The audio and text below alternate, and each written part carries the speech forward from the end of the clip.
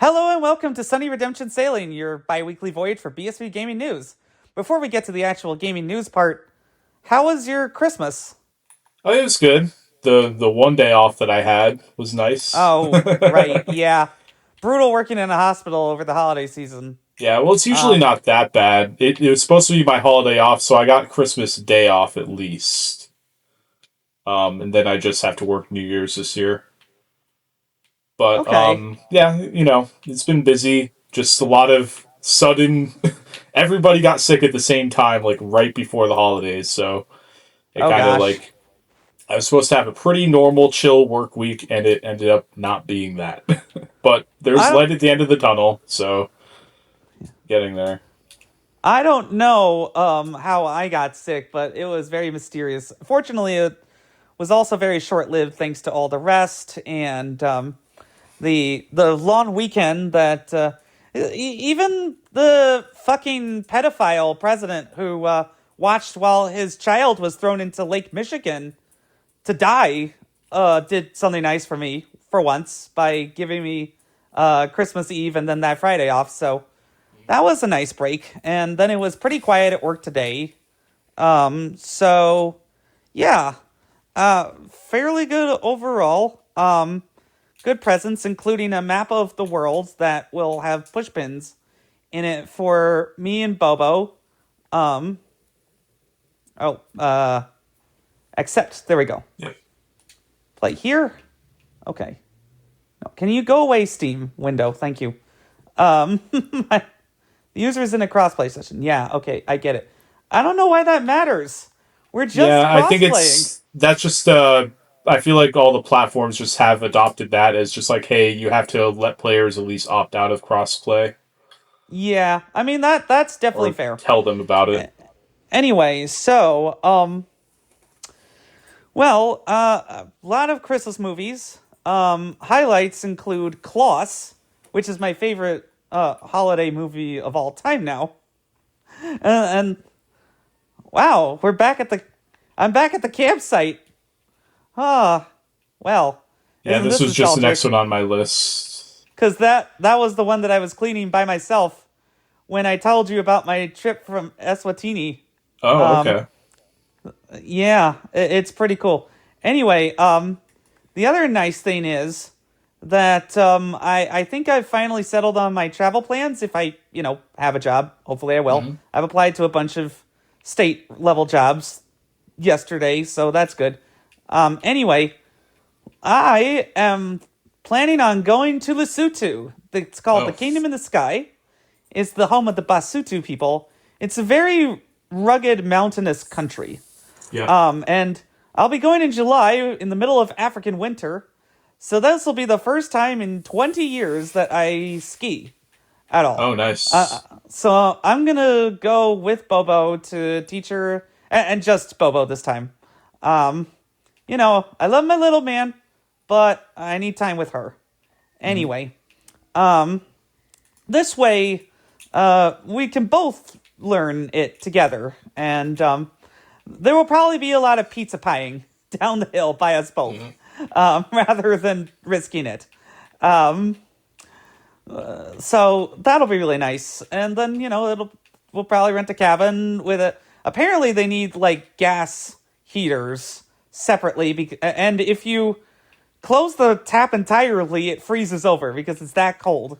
Hmm. So yeah, it's the most popular ski destination in southern Africa, with Cool. a lot of great hiking too. And so yeah, that'll be fun. But then, yeah, we'll just put a pin in that and in other places we want to go to sometime when, you know, we're together and this nightmare is over. Hmm. Yeah.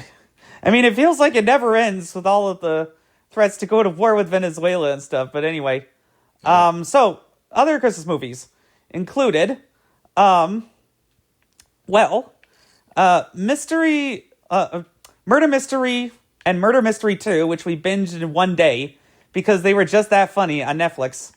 Hmm. Lost in Space on DVD, which that was fun. I came in with low expectations because of the Nostalgia Critic review from like 17 years ago. I think he was a little unfair Yeah, there's definitely some goofy moments, like the CGI spider Smith, and the line "I love you, wife." Like it's so wooden. Who came up with this dialogue? But then again, spoiler-free review for One Battle After Another. Who the fuck came up with the name Jungle Pussy for a character? Like, why would she choose that for herself? And she talks like a walking blaxploitation cliche. Meanwhile, Perfidia Beverly Hills is basically treated as a sex prop to move the plot along, and her daughter's parentage takes up way too much of the story. But I had a lot of fun with it still because the performances that Paul Thomas Anderson actually cared to add nuance to, from Leonardo DiCaprio to Benicio del Toro to Sean Penn, were all great, and the action scenes were a blast. So, I'd recommend it for a Yeah, win. I've been meaning to check it out. I missed the theatrical run. I was just Oh, busy the right, couple weeks it was out. it's actually on HBO Max now, I'm remembering. Oh, cool. That's how we watched it.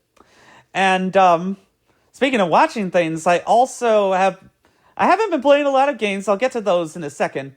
But, I was able to use my mini PC for a lot of clutch things for the family, like ripping and then playing baby videos for us, which was so cool.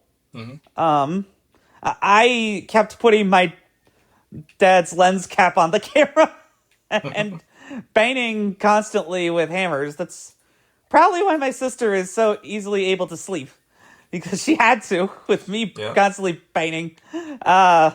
And hiding from people during my second birthday. I was so autistic back then. But anyway, yeah, so that was fun, as well as coming in clutch on the Netflix, because for some reason, both HBO Max and Netflix's content delivery systems got wrecked. Oh, and also, I really liked rewatching lots of A's, Kevin. Are we an anarchist now?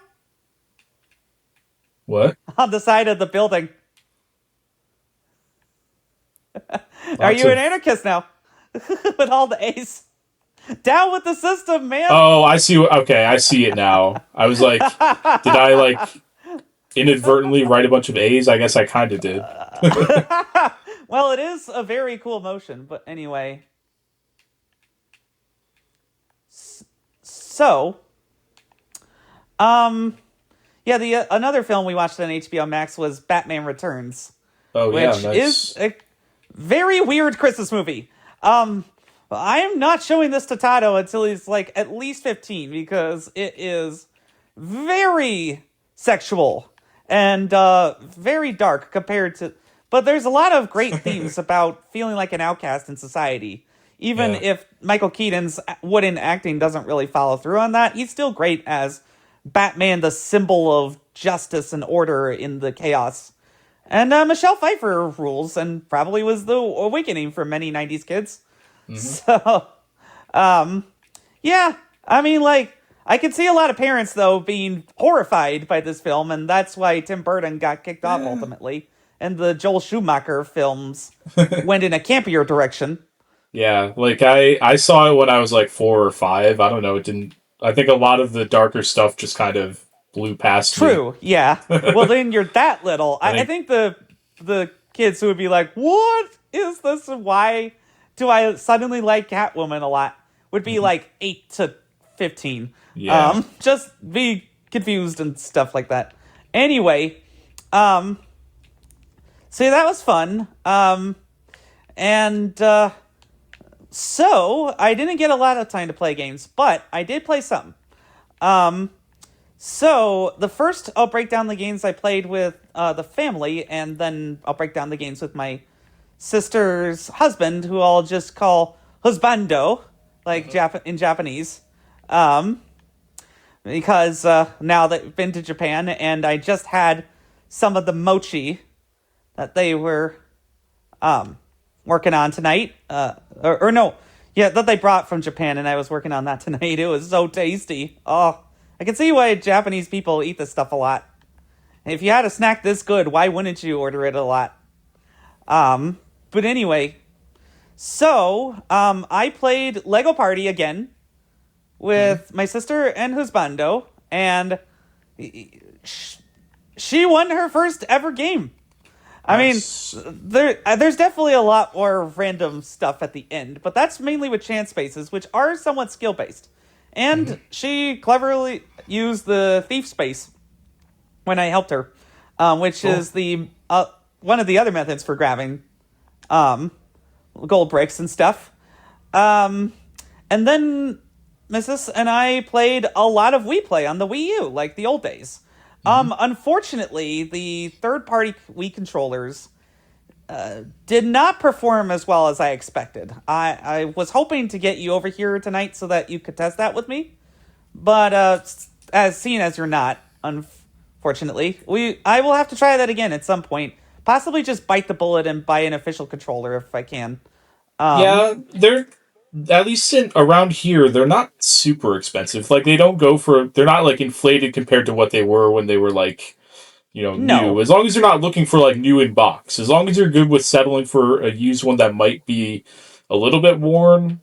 Like you can like my local store sells them for like 30 to 40, yeah, yeah, that's not bad at which all. is what they always retailed for. Was I think they were 50 at launch. Well, the thing is that I saw this on Amazon and saw I could pay $40 for both for two Yeah. controllers with nunchucks, and I Yeah, so pounced. you're always going to have to compromise there of it the being the big third flaw party. the big flaw is that the trigger mechanism appears to be different. It might be to avoid Nintendo patent stuff because Oh, remember they probably. just won a patent judgment Yeah.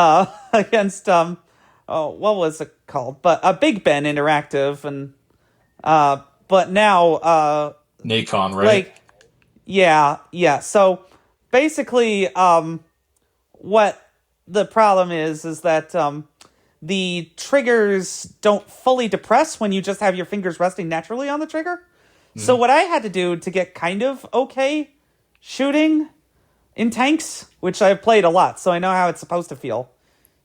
There's definitely some delay that can happen because you're only allowed to fire 5 shots at a time. So some of that missing might have been my sister trying to fire too fast for the game, but I think that the other problem was just that the trigger mechanism was not fast enough. So there was definitely some delays or missed inputs. Um, I was perfectly willing to settle for handling the controller wrong the most of the time, but we were able to get up to mission 15. Like a lot of this is just we've memorized most of these levels, and so a Hmm. lot of the early levels are just completely easy for us after all these years. But at the same time, those last levels are devilishly hard, and that means it's probably going to be at least another month. I'm planning on coming up for President's Day for a week Hmm. to watch the last few Olympics games with my family. Because the Winter Olympics is a thing, and so will Scrubs coming back and Survivor 50. So there's a lot to look forward to, Yeah. television wise, at least for free. Um, Especially with my tuner adapter that I'll set up. But anyway, so that was fun. Um, and then the games I played with Husbando were Sonic Racing Crossworlds, which he thought was harder than Mario Kart World, which makes sense since Mario Kart World is a evolution of Mario Kart 8, and Sonic Racing Crossworlds is just ever so slightly different. But we both had fun with that. And then he was a huge help in getting me back into Pokemon Scarlet Oh, nice. because he explained how the training worked and gave me a bunch of super overpowered Pokemon for later. Oh, yeah. I And guess that's one way to to power through that game if you really want to. well, I can't use it yet, obviously, but like he Oh, that's did right. tell They me do the about licenses in that game. Yeah, that's right. he so I've challenged the gym leader in the fire in the eastern region. I forget what it's called or what he's called, but he's the one who does a bunch of grass type Pokemon. Hmm. Cool. And so the problem is that he terastallizes in the second phase, but I hear all the gym leaders do that. And Yeah. so if your terastallized Pokemon faints, then you're kind of screwed. And so I'm trying to get all my Pokemon to at least level 17 in order to do that. It's still frustrating to me that I can't like beat him with more clever tactics, but I guess in an RPG, you just got to take your lumps when it comes to leveling sometimes. Yeah, I mean it depends. You can if you really wanted to like bullshit it, there are stall tactics you could use. I'm sure Pokemon kind of always Yeah. has that built into its battle system. Hmm.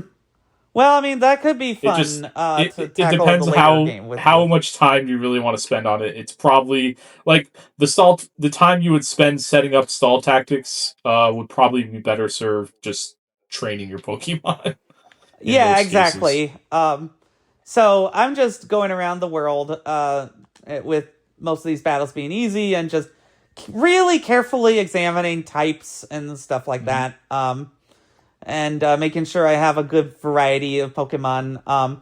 He gave me some ones that are more my level too. So that's really cool. I'm trying to get a grub one. I forget all these names right off the top of my head. Um, and I don't Grubbin, want to maybe? bother. Yes, Scrubbin, thank you. He's like level 12, but I'm power leveling him. So, that was really neat. And I'm hoping that now that I've given him my Nintendo Switch 1 cartridge for Sonic to keep for Christmas, and decided to get the digital sale on the eShop for $47, which is not bad considering. Yeah. And basically, with that and the Nintendo Switch 2 version, I upgrade. I was able to get the Nintendo Switch 2 version for $52 all in. Well, that and the fact that there's the um season pass for another 30, but still, that's a pretty good discount compared to buying it all in. The Switch 2 version was strategically not on sale. I think that's because the people who really wanted it would have bought it already, and also because they do want people to be like, oh, well, if I'm getting a Nintendo Switch 2 for Christmas, then it's not really a big deal to have my kid upgrade to the best and coolest version for $5. Things like Yeah. that are interesting from a consumer behavior standpoint. But the game was fun to play again on 60 FPS.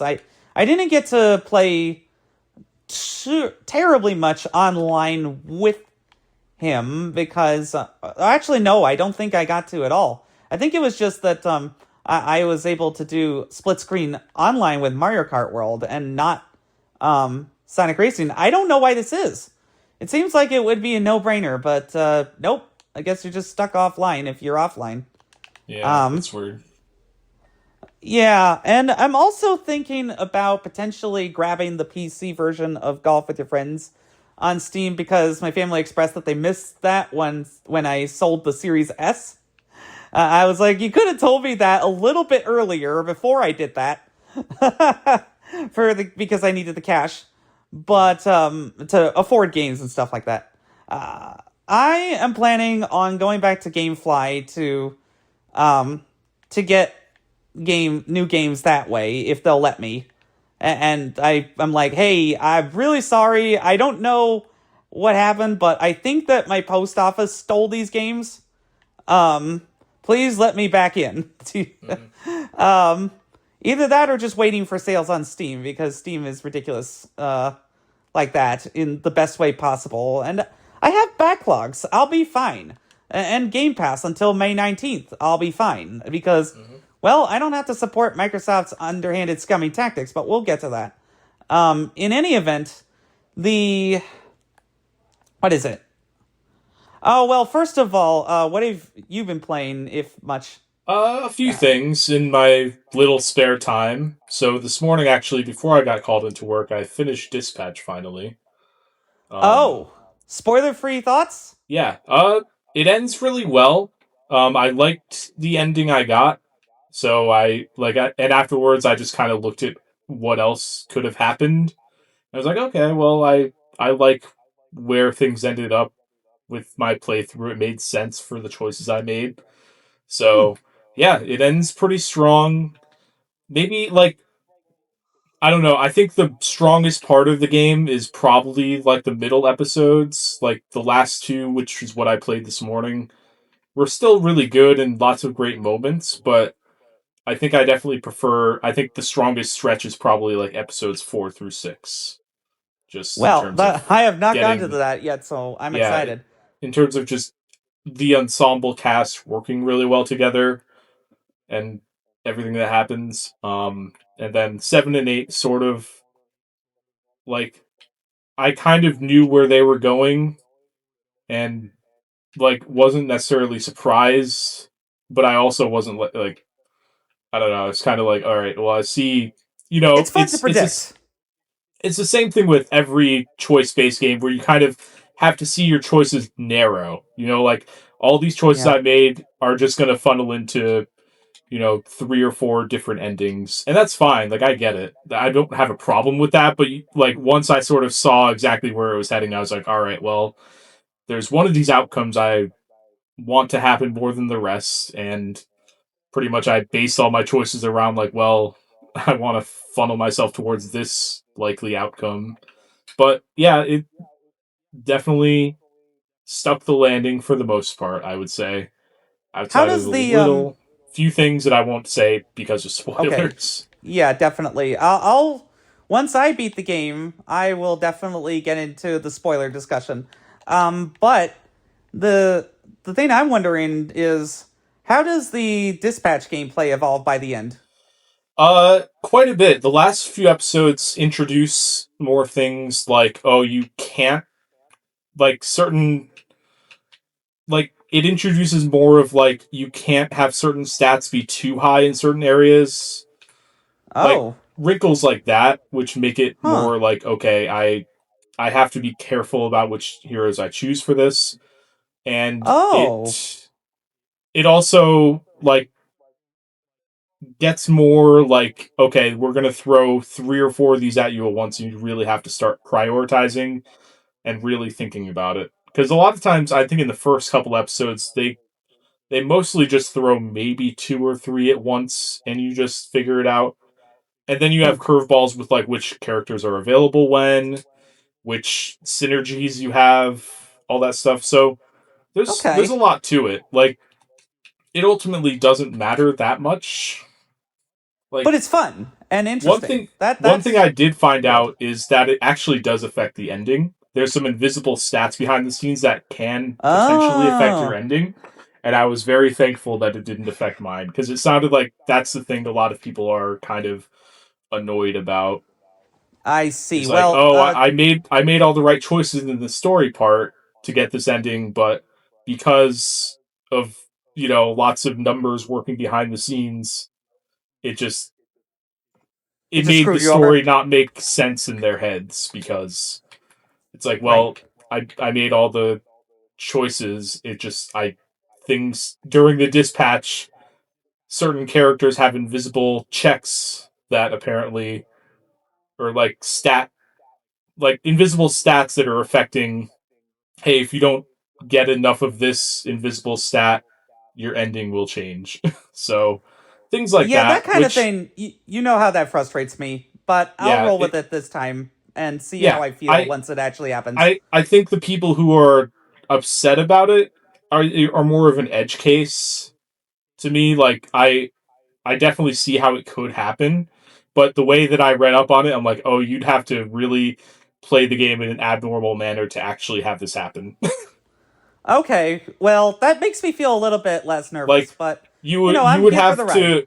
I won't spoil anything. The only thing I'll say is that it affects uh it affects the ending in the way that um some characters make different decisions based on how effective you were at dispatching them. So That makes if sense. I can see how that but would be a way they would invisibly judge you as well. yeah, but the like you would have to be like probably the most unlucky person in the world to have that, and or just be you know buttoning through the dispatching and not engaging with it to actually have that affect your ending. I think because I was reading up on it and like I don't know how you would even do this. So That makes me think it's of. they Okay. I don't mind that. It's not my like if I'd known that going in, I would have done certain things in the dispatching a little differently. But it all worked out, so it's like Yeah, whatever. you're supposed to go in blind for your first Yeah, playthrough of a yeah. story-based Like choice game like this. I didn't look up anything about anything in the mechanics until I finished the game. Once I finished the game, I was like, all right, now let me see how things could have gone differently, I and see. that's Well, interesting to see. But like it's I interesting to see in an otherwise visual novel, yeah essentially. I the one thing I guess like for Probably one of the the most for the invisible well. Sorry. stat stuff, I personally wouldn't mind it just being like a bar or something like actually surface to the player. That Personally, makes I don't sense like I don't know. I've played enough games where that is a with relationship stuff like Mass Effect kind of has that. Like with a bar that to does gamify it. surface like hey, this is where your relationship stands with this character.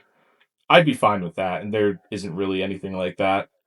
I could see that people would might find that a little too gamey if that happened, but that makes either way makes sense.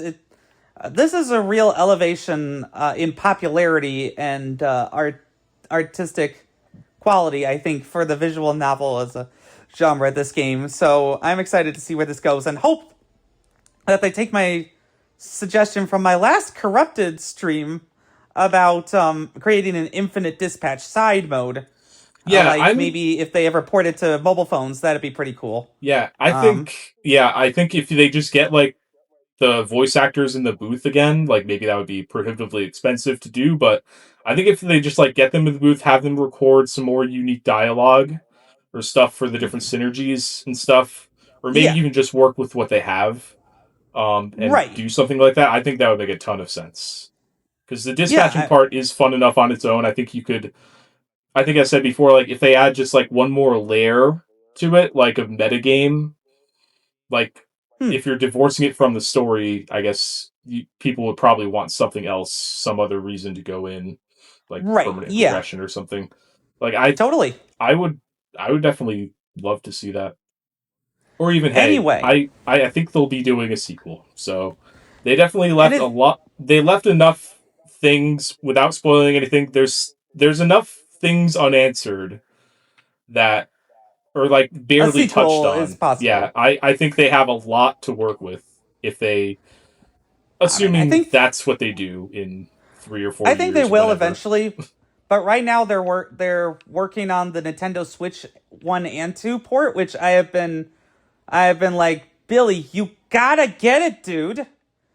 I mean, partially because it would benefit me to be able to play it again on Nintendo Switch via our shared account, but also just because it's that good that you could and being able to plausibly play it just on the tablet part with the touch controls could make a Yeah, mobile port more likely.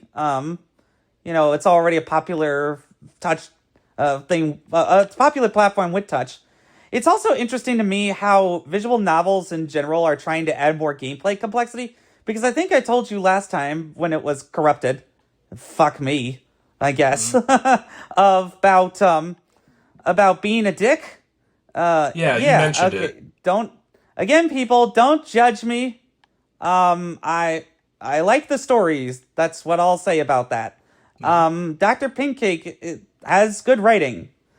Sometimes very overbroad, but like usually you by the end you get enough emotional depth from the characters to really like even shed a tear sometimes. Acting lessons made me cry. But on top of that, now he's added this ambitious rebuilding the frat house mini game where you have to send out.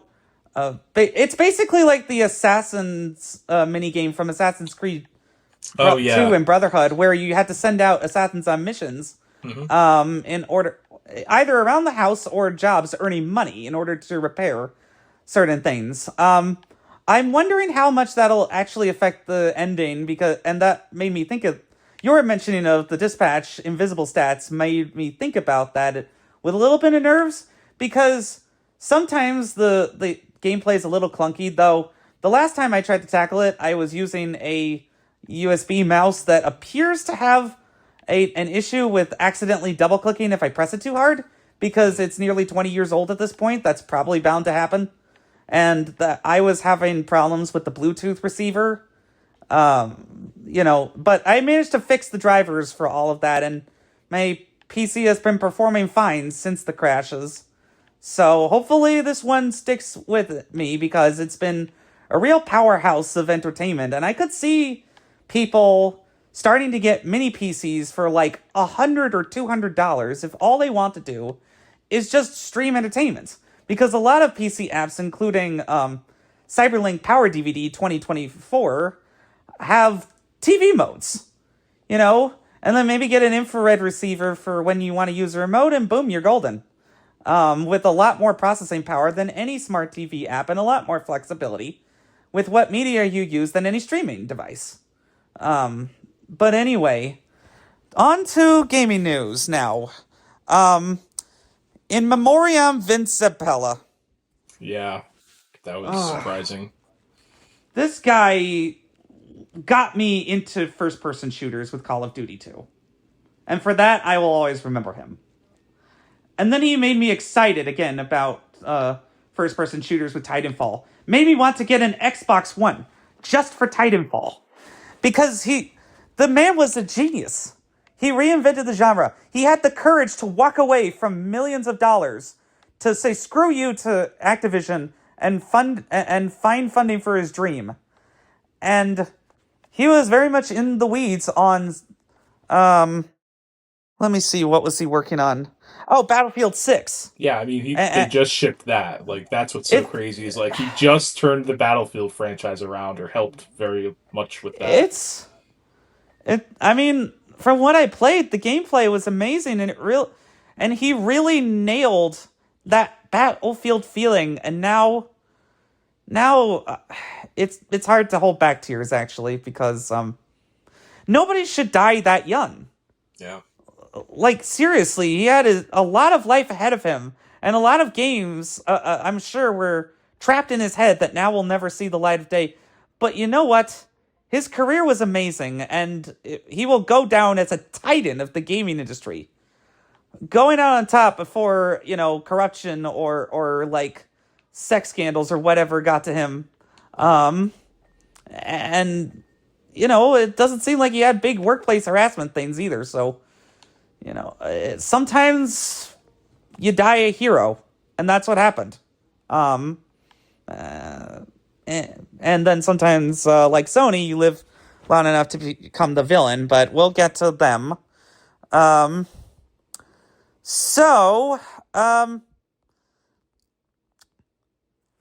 speaking of emotions, the sold-out Nexplayground continues to impress people. I think they really got a bunch of viral marketing from the fact that they outsold Xbox. And now people are like, if I just want a motion-controlled console for my kids, that has a bunch of recognizable modern franchises, like Sesame Street and Bluey and stuff, and now I'm wondering about Sesame Street's television rights with this whole Netflix HBO mess. Because it just seems like Paramount keeps upping the offer, and it's like, do they have the cash? And it feels like the media is treating this like a horse race, when what they should be saying is like, nobody should fucking buy Warner Brothers. Yeah. And consolidate further. Which, I guess we gotta get to it. Two things related to Sony. One, they bought Peanuts. Oh yeah, I saw that. Well, I mean, okay, first of all, the comics are going to be the comics, probably still. Like, I don't imagine that they're going to hire another comics writer. The newspaper comic strip industry is a dying one, with decades-old fan bases that, they really do not want formulas messed with, clearly. Mm-hmm. So I don't imagine that they're going to hire new writers for Peanuts. I think that's something Charles Schultz specifically really didn't want to do, was make new Peanuts comics. Like, that's something that's at least been respected. They made new specials, they did the movie, but yeah, I think specifically in the realm of comics, that's something the Schultz family and Charles Schultz specifically don't want to happen. And I don't imagine that the gravy train of TV licensing deals with CBS and then also the streaming specials with Apple TV will change, because Sony's always been an arms dealer in the streaming race. They saw that it would be way too expensive to try to make their own platform or buy one out. So they just decided to sell to whoever was the highest bidder. Mhm. And that really helped out their cash flow a lot in the Columbia Pictures business, especially like the deal with Netflix for Spider-Man that allowed them to pressure Disney to give them more of the merchandising money for the Spider-Man films and stuff. And of course, the Spider-Verse films. I could see them bringing games in house and exclusive, or well, temporarily and with PC, and then maybe port it to Xbox, or they go multi-plat with this because they have. And the last big console Peanuts game was Snoopy's Grand Adventure, which was not very good. I rented it from Redbox in college, so that was like 2014. Yeah. Yeah, no, after college, 2015, with my Xbox One. That's when I got it. So anyway, like, I don't imagine that they'll like steal that, but maybe they just license it out to whoever Yeah. develops it The one to thing collect that easy royalties. the one thing I'd be down for is if the only notable Peanuts game I can even think of is Snoopy Flying Ace. That was actually a pretty solid game. When was that? It was a 360 arcade game, like late 2000s, Ah, maybe like 2010, 2011. I forget exactly. oh, okay. It Well, was like a third-person next, dogfighting game with Snoopy if as you the have red that, I'd bear. love to I do have check it have out it now. on, yeah, on my 360.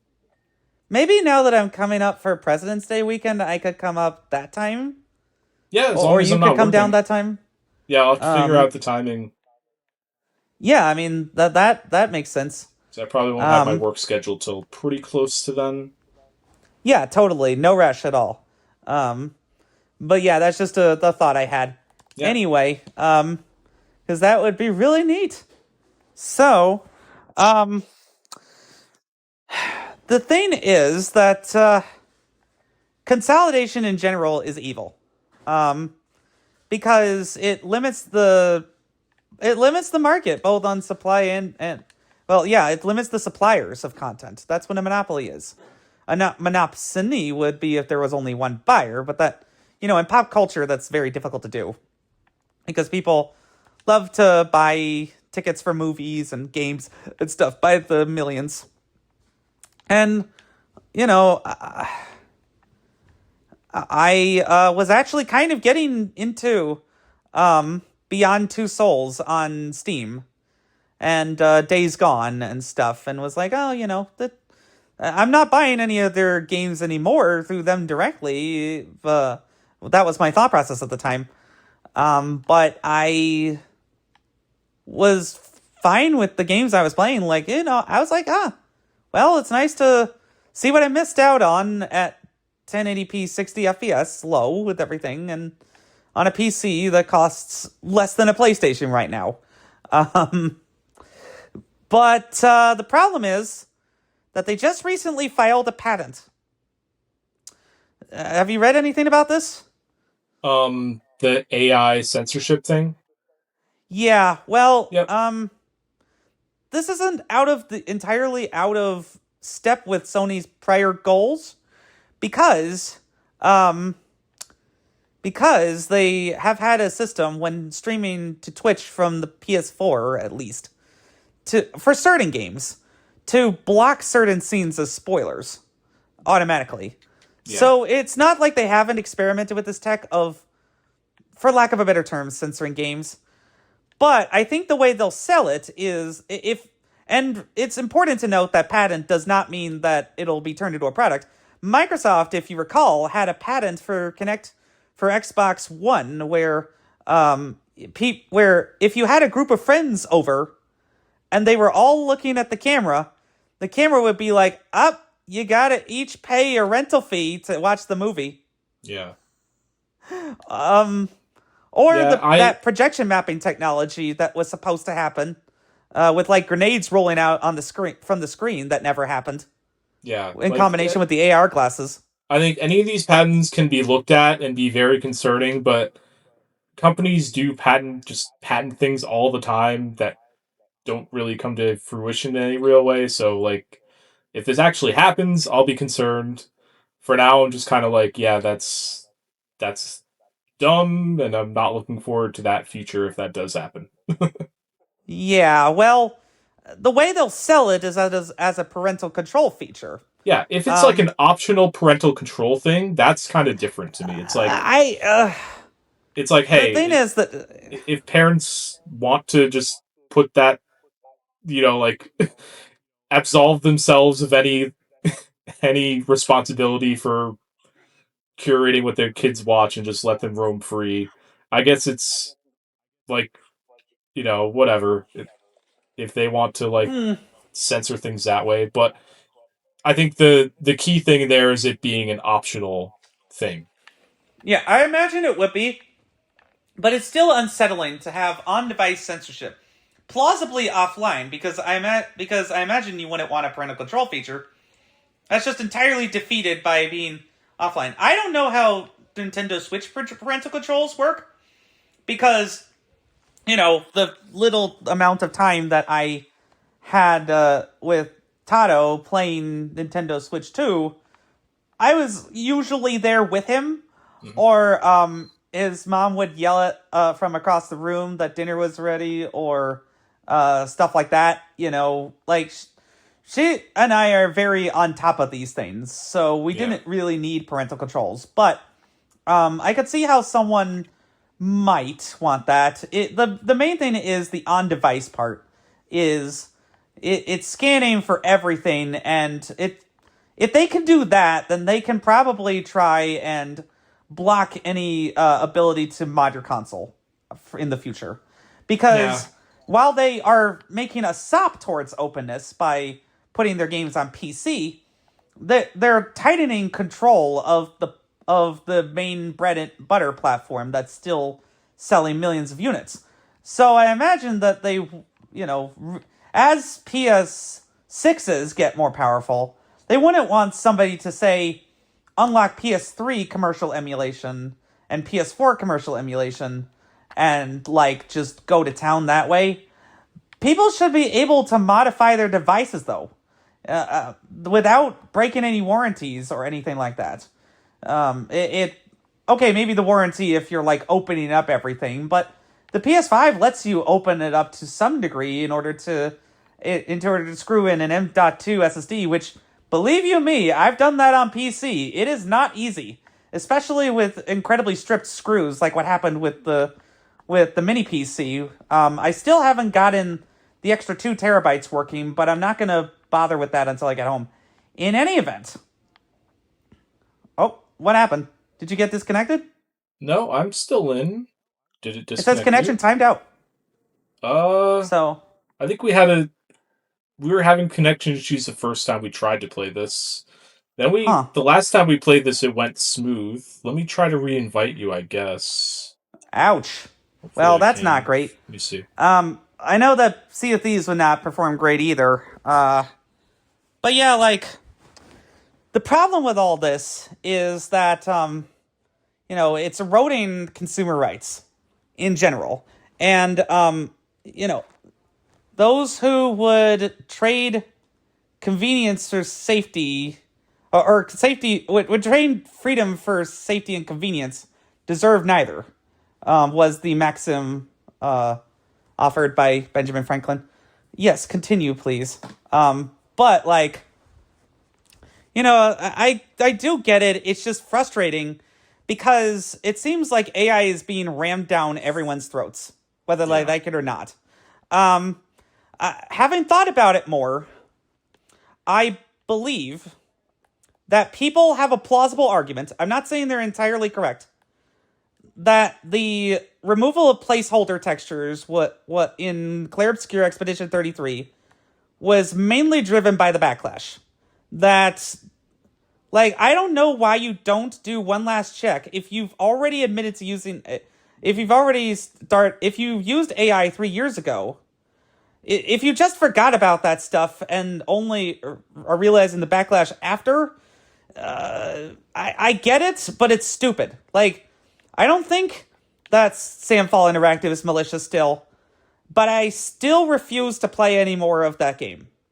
If a famous athlete admitted to using performance-enhancing drugs one time when they were starting out, but then regretted it, it still would make me feel a little bit less confident in them. And Lance Armstrong failed miserably after that, or Barry Bonds or whoever. Like, because the idea of cheating is the problem. It's not necessarily using the technology. If you have a small AI model that is only trained on your data, and it doesn't replace any jobs, then maybe it's okay. But the problem is that it's nearly impossible, because AI was built on theft. 82 terabytes of books worth is probably influencing someone's writing at a game company. Level 5 Interactive with Professorlayton is asserting that, up to 90% of code could be written by AI now. I don't think that's actually what's happening. It may have been a translation error, but that's still concerning. Yeah. Because the thing is that with AI, you always have to double check it. As we were talking about last stream that got corrupted, you have to reverse engineer intent from a prompt when it comes to concept art, for instance. And concept art should be rough and made by hand and easy to understand. I just talked to a friend of mine who has an animation studio who is using AI. And I said, I kind of understand, because you are a small animation studio. And animation is hard and expensive and time-consuming. But I still will not work with anyone who uses AI. Period. I get to decide how this goes as a consumer, because I didn't get a choice in the smartphone revolution. My parents were tricked by advertising. I didn't get a choice in how computers were designed. Again, these were designed long before I was born. And, by the time of the Inspiron laptops, that just got me excited about technology. If that was, like, the turning point where climate was already doomed, 2005, then we're fucked, buddy. And, like, the constant water usage and electricity usage and masses of stolen work make the large AI models poisoned from the beginning. So every use of it is poisoned from the beginning and cannot be justified to me. I hope actually that the AI bubble, as it currently is constituted, will pop. Because honestly, places like DeepSeek cheated off the cheaters. And I don't hate them for that. By distilling what the AI model had already learned, by just throwing hundreds of billions of dollars of investment of buying expensive rare earth minerals to drive up all the RAM prices for everybody else that are going to fail in a few years with all of these workloads and just be e-waste. Like, there's no way you can recycle some of these things. The crisis is coming for AI because it's a circular economy where the chip makers invest in the AI companies, and then the AI companies buy the chips, and they just glad hand themselves in a masturbatory way to inflated valuations by people who barely understand science fiction and think that they are looking to invent a machine god. I just got banned from our machine god by people who really think that who really want a machine god. What is going on with humanity? Why? All of this sucks. Especially with Disney investing in OpenAI, teaching a generation of children that, you can just do whatever you want with these characters. Well, not whatever you want, but a lot of what you want. And it makes it fun. By the time, so there's two trajectories for AI. Either the bubble pops and the government bails out the big companies because they have given billions of dollars in bribes to Donald Trump to crush regulation so that they can just make as much profit as possible, as fast as possible, and never have to worry about paying fines for stealing from artists. Or it becomes so ingratiated into our lives that they basically take over technology. I mean, that's unlikely, but again, like, when the internet bubble popped, the internet didn't go away. It just got different. And then eventually it got consolidated again. I mean, if you remember the titans of the early internet, like Excite and Yahoo and Ask Jeeves and Lycos, they were still kind of around when I was a teenager, but limp in the lawn. Alta Vista still existed. These things can limp along for quite a while before they're dead. As long as somebody gets a use out of it. And ChatGPT has a lot of users, but it costs them like $1 billion a week to keep the lights on. Yeah. That's impossible. Unless you're basically being bailed out by a bunch of people who want to rig the economy so that they never, ever have to pay people for their labor. And when you open the door for these kinds of things by saying, oh, it's just for concept art, or, oh, it's just placeholder dialogue. An email's worth of placeholder dialogue consumes a bottle of water. We do not have the margin for that. We do not have the carbon budget for this. We are projected to hit 2.7 by the end of the century, which means that large parts of the Amazon rainforest will burn to the ground. Millions of species that we don't even know exist could go extinct. We have to stop. Something has to stop. And eventually, I think the bubble will pop. Because if this is really the only growth sector in the economy, then people are lying to themselves about how the economy is doing. I think a lot of the reason why the lies are happening is because the president is suppressing the truth. Mm-hmm. But he can't suppress people's fears of prices. He can't just call affordability a hoax. He's going to get absolutely slaughtered in the midterms for this. And when that happens, and, oh my God, what is going on with my controller? No! Stop. Okay. It was disconnecting for a little bit and forcing my character to move on its own. Oh. But, whenever I think I just had, it was like maybe the Bluetooth signal was a little blacked, but I don't know. Maybe it's that I have it too close to my Bluetooth keyboard and mouse, and the signals got confused. That would make sense. And now I have a weird mouse cursor on the screen at the same time as I'm using the controller. Okay, whatever.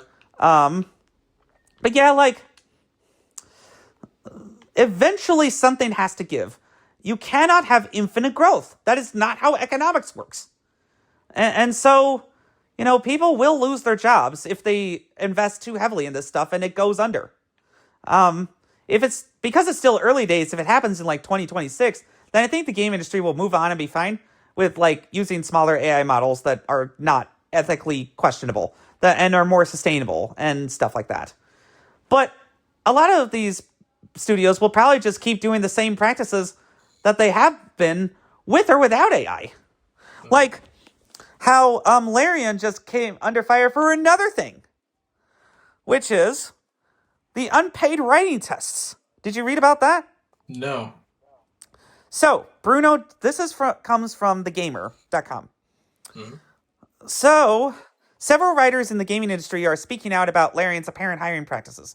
They claim that Larian had them perform abnormally long and unpaid writing tests.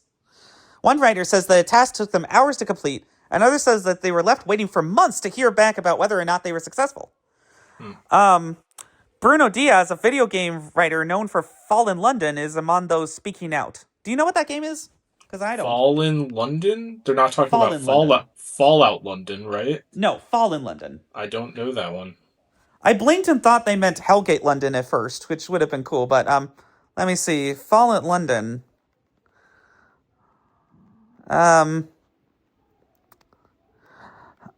Oh, it's it's set in the world of Sunless Sea and Sunless Skies. Huh. So this is the browser-based interactive narrative game based on that universe where London got taken underground by bats 40 years ago. Okay. So, yeah, anyway. So he says the following. That Larian's horrible hiring process is an open secret in the industry, he writes on Blue Sky. Insane amounts of unpaid work in writing text, in writing tests, excessive numbers of interviews, months and months of back and forth, etc. Everyone in games narrative circles has heard the stories at this point, probably from multiple people. This is not an isolated incident either. Other people have described Larian as the absolute worst. And, I think that sometimes when you have a sterling reputation in the game industry, you can let yourself become the villain. And that's exactly what Larian has been doing here. And now they're experimenting with AI for placeholder dialogue. You know who they probably took that from? The unpaid writing tests. It's pretty clear to connect the dots. I don't have any direct proof of this, but the logical inference is undeniable. I would absolutely, once Swen finally confronts his public in January, I'm asking him about this. Because the people need to know. Before they buy any more Larian games, before they play more of Baldur's Gate 3, that might have been built off of the back of unpaid labor. Who knows? I mean, a lot of our society is built on theft, as we talked about last time. I'm not going to say, don't... Again, we're not going to judge people for buying what they want. The only war is class war, and we cannot be turning on each other at a time like this. But, people, you really need to think a lot more carefully about what games you're buying. Don't just look at a studio name and think that they're the same people as you loved all those years ago. That is not how studios work. A lot of people got erupted because I think that people are predisposed to hate Halo Studios, formerly 343. They blamed a retcon that Bungie did in Fallout 3, Halo 3, about how to kill the Flood, with the Halo Ring. I think 343 ended up reconciling that by saying, oh, really, it was just that they got starved out, and the combat forms were eliminated because they had a nervous system. And also, apparently, some mechanical systems did, too, which is interesting. But anyway, so the main thing is, with that, people are now accusing them of using generative AI, when I think what they're using is ProcGen, which is just a number table, right? That's how usually procedural generation is done. That's been done forever. Yeah, procedural generation has been in games since the early 80s. Mm-hmm. Maybe even earlier if you want to really dig deep. Oh, well, I mean, we could a little bit. If you want to give the rough summary of that before I go on. What I'm thinking of is mostly just Rogue. That's the earliest example that comes to mind.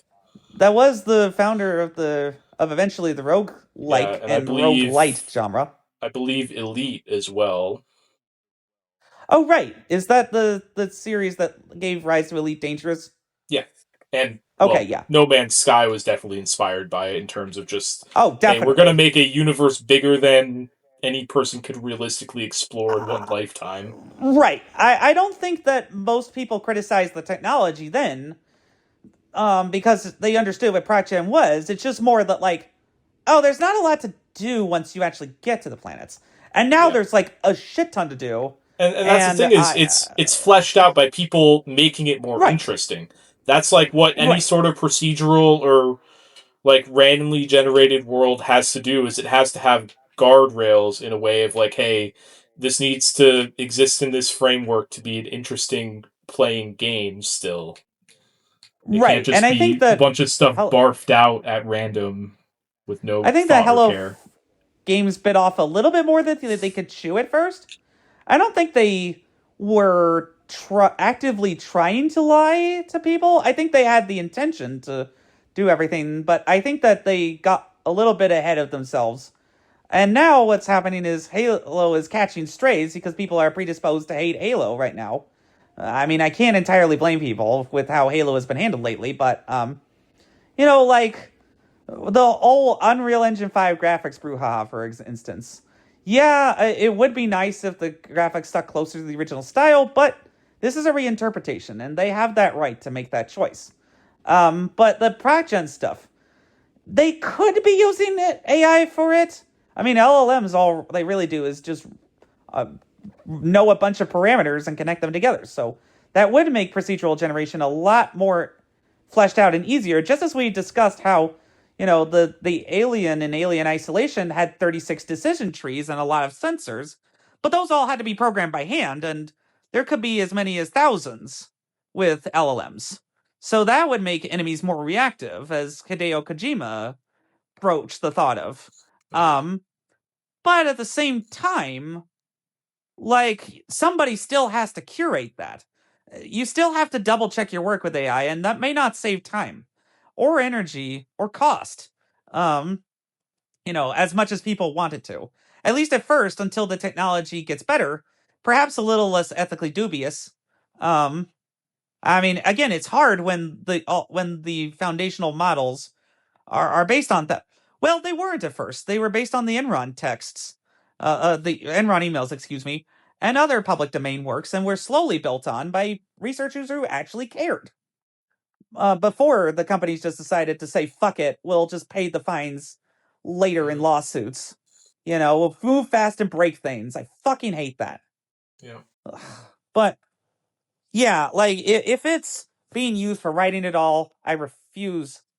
And that's why I'm renting new games where I can. Because, if it turns out that the game sucked because of that, even though I liked it, then I can just be like, whatever, I wash my hands of you. Or I washed my hands of you already after being the story, and didn't commit to that and have it on my library permanently. That's, the choice I have as a consumer, which is being slowly taken away. Though, interestingly, Gen Z is really into physical media now, to have that sense of realness and ownership, as they too get frustrated as they grow older by all the shenanigans with digital rights management. Um, so that may not work for long. Um, and Claire, the director of Clairobscur did admit that using AI felt wrong. Does that apology ring a little hollow for some people? Yeah. I And think again, what I mentioned before, like I think they used it at a time where I don't think it was as known, like the bad things about it. Like I think some people were very aware because they were in touch with all the stuff that was happening in the early stages of it, but I think a lot more of it became more well known in the past couple years. it just Like, feels like they were careless more so than malicious. yeah, and I And don't know, like whether you want to accept that is up to an individual, but like I definitely don't think that they're generating large swaths of that game with AI and not or anything like that. Like if something slipped through and they used it in an experimental way at in an earlier stage of development at a time where AI was not as like people weren't as aware of a lot of the things going on with it both environmentally and artistically, like if you just saw this tool like, oh, this thing can generate all this stuff for me, and you're just uncritically using it like, oh, let's see what happens, and then you realize later, oh, it's basically just stealing things and reinterpreting them. um well, when did the problem is that they haven't been clear about the timeline of when they realized it and when they decided to actually remove the placeholder textures. Because if they only realized it after release, again, that's just sloppy. You forgot about this for 3 years? Like, come on. You know, keep better devlogs, I guess, is the lesson for future developers, because the reputational harms of yeah, I appearing to mean, be caught when you don't have an explanation that survives scrutiny by everyone yeah, is I get that, like, but too much. uh, things slip through the cracks at much larger developers too. Like, This is true, it's but you got to be a lot more careful with these things. Um, well, I'm sure they will be in especially the future. Like, I'm sure that that's the definitely was a hope. wake up call for them and probably a lot of other developers, seeing the deserved scrutiny of like, hey, we don't like. I think it's entirely fair for people to call them out and say, hey, we don't like that you did this, and then they have to answer for it. That's fair, and they gave somewhat of an answer. They said, hey, this is I like still think we that answer is inadequate for me to continue playing Clair Obscure yeah, and that's Expedition fine. 33. But like they did give somewhat of an answer, and they said, hey, we used it. We don't plan on like this being a thing that like we're It's not making our inadequate games with because AI. they still haven't really clarified again when they found out, and it looks like a cover up to a lot of people of just like a post hoc explanation invented in PR to cover their asses. I don't think that that's actually what happened, but the fact that people are still talking about it means that the PR was messily handled. And what the thing is that ever since the beginning of last generation, one misstep in the overly online world of PR and you're fucked. The entire Xbox One generation was lost because of one misleading commercial by PlayStation. It wasn't supposed the disc system for Xbox was not just an ability to get rid was not just, oh, we're getting rid of sharing. It's it was supposed to allow you to share more by having the discs, yes, be useless, but then you have the digital licenses. Could they have made the online checks a lot less aggressive in order to do that? Perhaps just allowed it to copy over the license file? That would make sense to me. But then, I think they did want that RFID check in the discs in order to not just have people infinitely trade discs forever if there wasn't some kind of disadvantage to not being connected to the internet. Like, yeah, for a family thing. And family sharing is still kind of weird on Steam, for instance, which is very digital first. Though, I did get to install some retro PC games the old fashioned way, like Age of Empires 2 and Jurassic Park Operation Genesis, and it was pretty neat. I actually even found an old CD-ROM of My Mom and Me. Obviously, that's not going to be something I play because that's a interactive visual novel for little kids from the early Windows days, and apparently got ported like a lot of those to the CDI because that was a very big home for that kind of game, in quotes, for little kids. Like my first game with a rollerball kind of thing was what they were initially going for with the CDI. But anyway, like, yeah, it sucks because I know that Sandfall worked really hard and that they deserved the wins that they got. But they also deserved the removal of honors from the Indie Game Awards. They did. And people who are saying that the Indie Game Awards was just trying to get press, maybe they're a little right, but every Game Awards is just trying to get press. That's how you survive as a Game Awards. Duh. You know? And so it makes a lot of sense to me why people are disappointed, and I'm one of them. I really hope that that Sandfall has learned their lesson here. I just cannot support this behavior at all.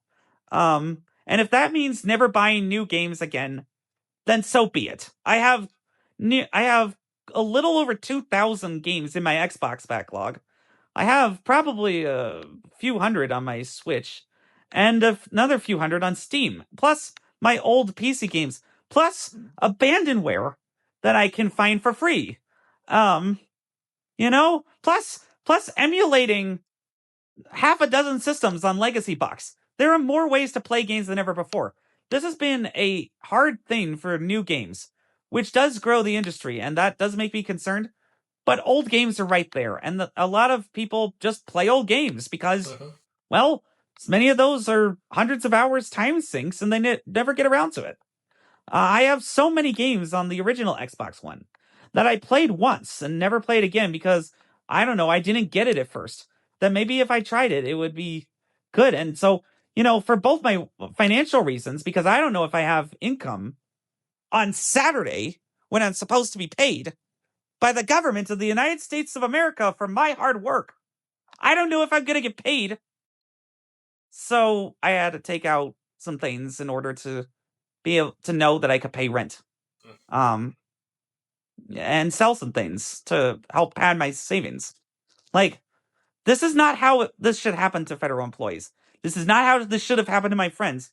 But everybody is tightening their spending right now, and you know what? Fuck it. If this means that this creates a video game collapse, so be it. There are a ton of games. Games won't go away.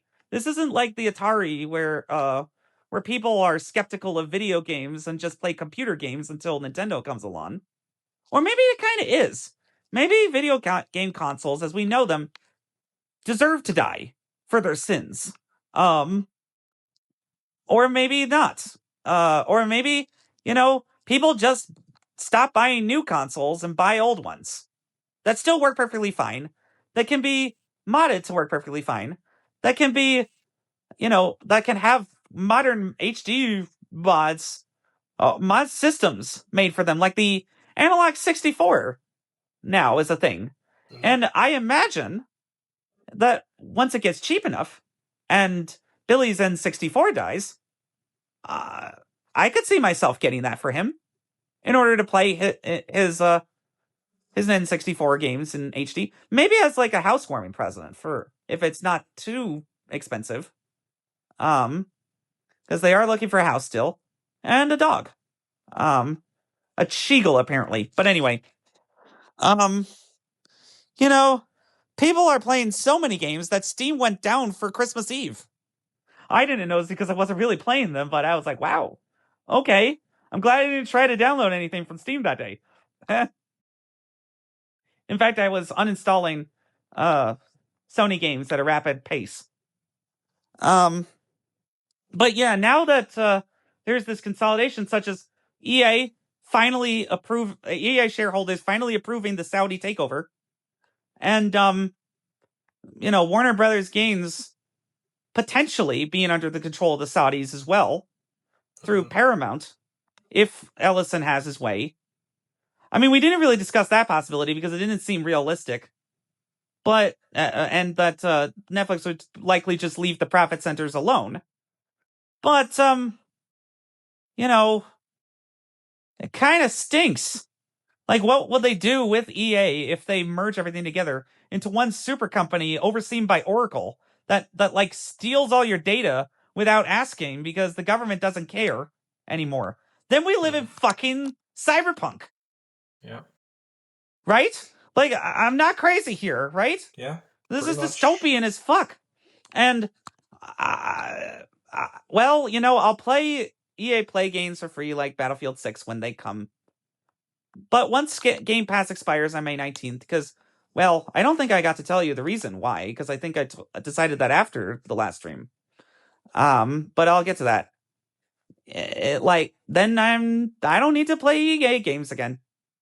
A few months of Battlefield is probably fine for me. I doubt that they're going to have a Titanfall 3 anytime in my lifetime, but if they ever do, I'll rent it. If that's even still an option by the time it comes out. That's the thing, is like, physical games are dying, for sure. I think the people who are really hardcore into them want them, but they're going to be a collector's item. Yeah. And, so there needs to either be a government mandate that you have to make offline backups of games, you can't just have a game that does not use online features in any meaningful way be tied to online features. But this is the kind of thing that a normal government would do, not one that's grifting to the tune of that literally the president is going to pay himself from the Justice Department $1 billion for his fake claims against them of vindictive prosecution, while doing vindictive prosecution against his foes that is unlikely to succeed, but will make his opponents' lives and wallets miserable, which is the point. Or, illegally withholding disaster aid, illegally withholding Medicaid, illegally withholding all sorts of things, because I'm the king, I get to do whatever I want with my money. And renaming the Kennedy Center after himself. I can't wait to go back to DC and walk through the National Mall to rage against that, including on the Lincoln Memorial. So if you like what I've been saying so far about what we've been saying, I don't want to exclude you, sorry, about the authoritarianism in video games, then maybe you'll like and subscribe for authoritarianism and for rebuttals of authoritarianism in general. Oops, not authoritarianism myself. Though, I just also had a extremely stupid online encounter with a man who called me a racist for mildly criticizing him and eventually and also criticizing Hamas's tactics.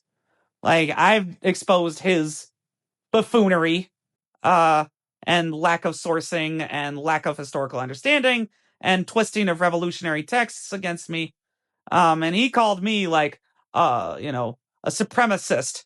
Like, what? I have never in my life intentionally ever condescended to anyone.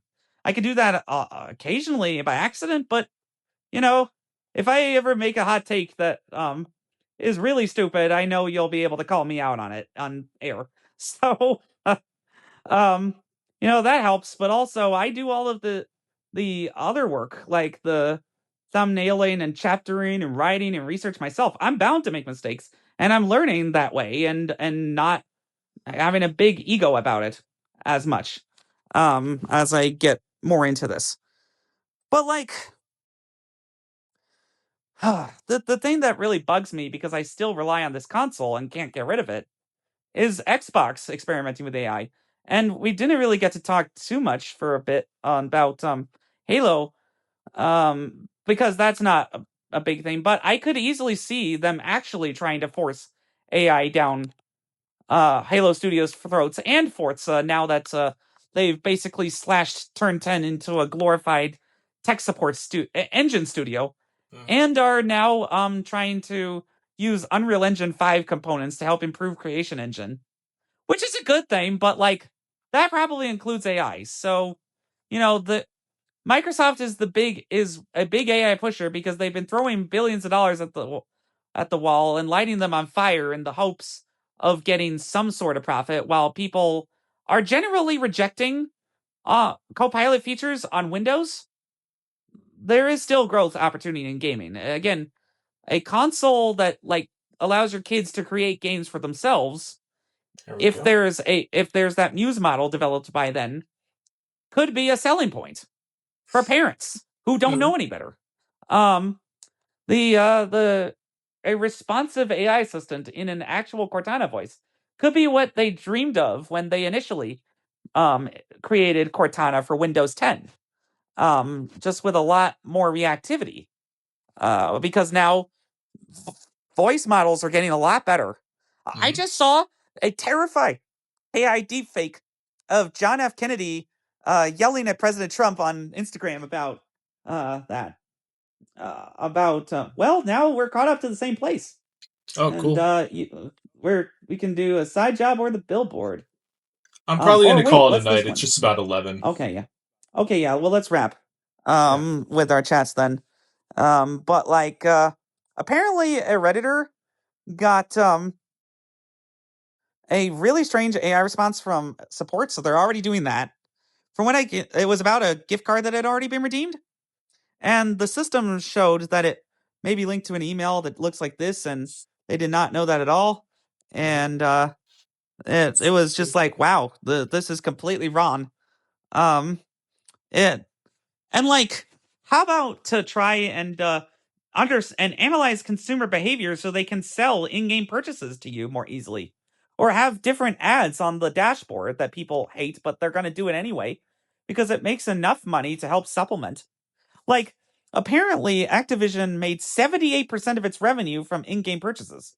I mean, King was really the king there, but Yeah. obviously, Call of Duty was a huge thing in that, and so they're gonna go into more AI slop over at Activision, especially if Microsoft just washes its hands of the whole thing and just lets their profit center work with the Call of Duty mines.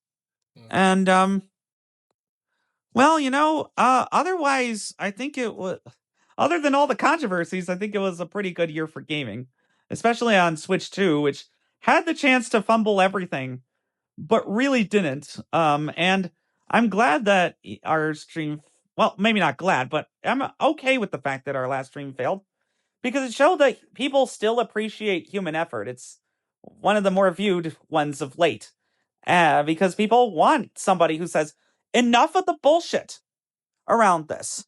So, yeah. Well, thank you for joining us on SunnyRedemption Sailing, your bi-weekly voyage for BS3 gaming news, and y'all have a good night. And I guess just let me know when you might be on again, because I'll be back at DC on Yeah. Sunday. Yeah, so I'll be busy pretty much now through like the 7th of January because tomorrow's possibly going to be a day off. We'll see. And then I work New Year's, and then I'm off to Orlando for until the 5th, from the 2nd to the 5th.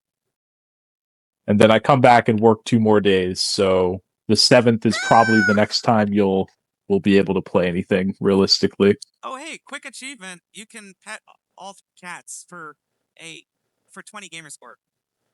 Oh, I literally just closed the game. Oh well. That's okay. Next time. Next I'll time. grab I'll that remind next you. time. Anyway, Yeah.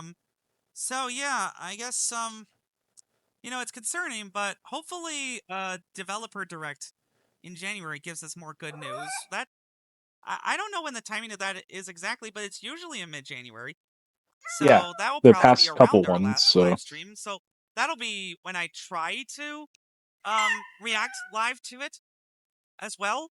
To like have more raw impressions out of the way and stuff. And then we can talk about it in depth. And when we do, hope you'll join us on the next SunnyRedemption Sailing. Hopefully in Sea of Thieves or something like that. You have a good night, Kev. yeah. See ya. Bye. All right, bye.